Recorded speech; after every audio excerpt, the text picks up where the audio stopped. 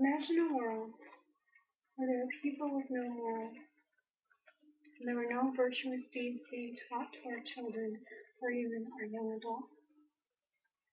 Caring about others and considering feelings that of a stranger was not a common action, nor is it even heard of.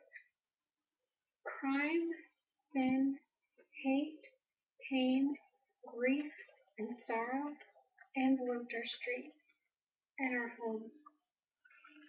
Can you imagine this cold, harsh reality? Do you want to be a part of this wretched truth? I would suspect that most of you would cringe at that very idea.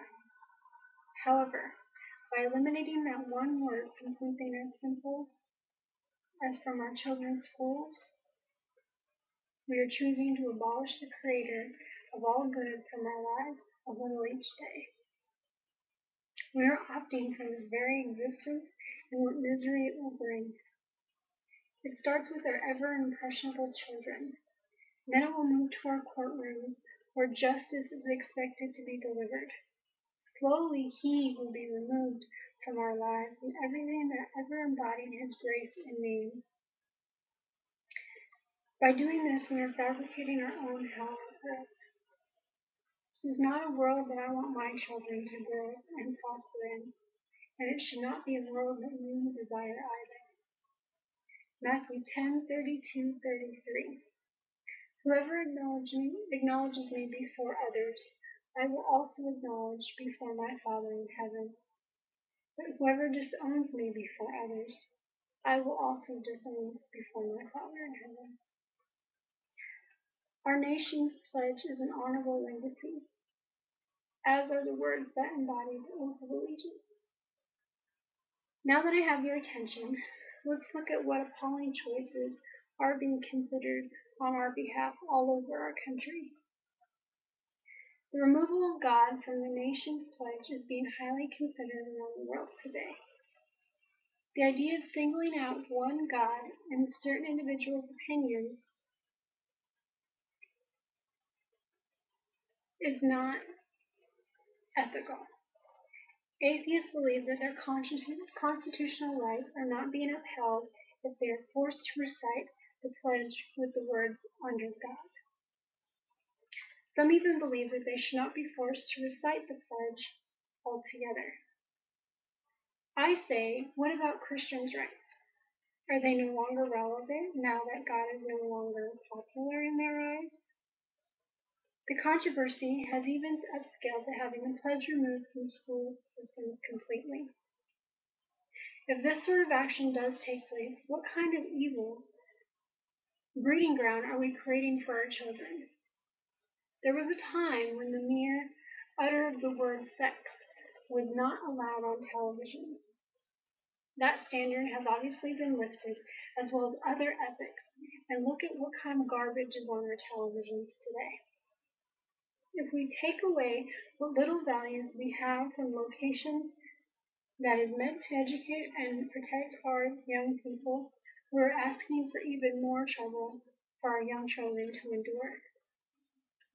Having that simple promise, that time-honored tradition being uttered every morning from these young children's mouths, can keep that small ounce of goodness and integrity in the back of our babies' minds each day.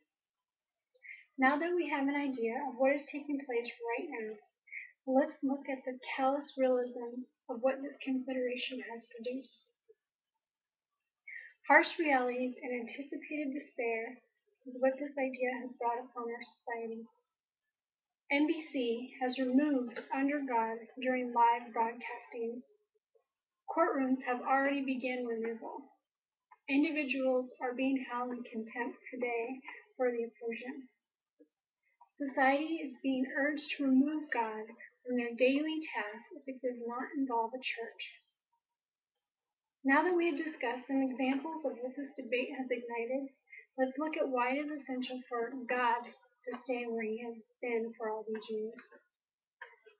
Why this awareness and option is so imperative for our upcoming generations to undergo. Not all individuals have to agree on one God for spiritual wellness to be met. However, if we remove God from our school systems, what will be next? We were given the opportunity to praise a God that we consider the Creator. What gives us the right to take that privilege away from our children? For all these years, His mere presence has been acknowledged. If He is omitted from our lives completely, what then will take His place?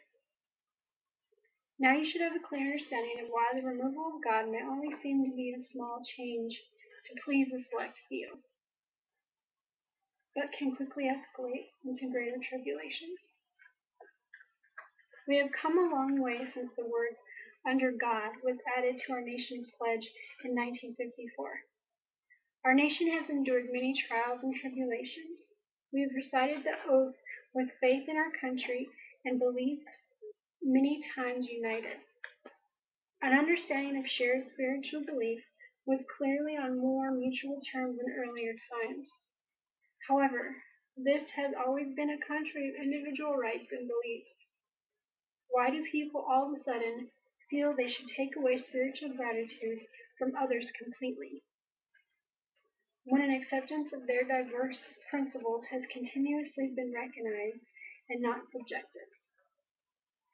If you desire to remove God from our school systems and Pledge of Allegiance, then you are requesting a future of peril and chaos. Thank you.